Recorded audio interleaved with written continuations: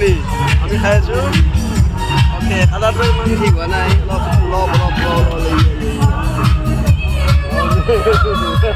এই সন্মুখ বঢ়িয়া আমি এনেকৈ চিয়াৰ্ছ মাৰি দিলোঁ এইফালে বাঢ়ি চলি আছে জলদি হৈ আছে ৰাস বুলি অকণ খাই দিওঁ ঘৰত কিন্তু বই দেখাই আছোঁ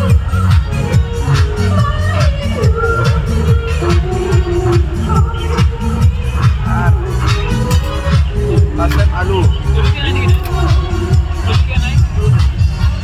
ঠিক আছে ৰাসৰ ঘুগুনি ঠিকে আছে আমি খাই লওঁ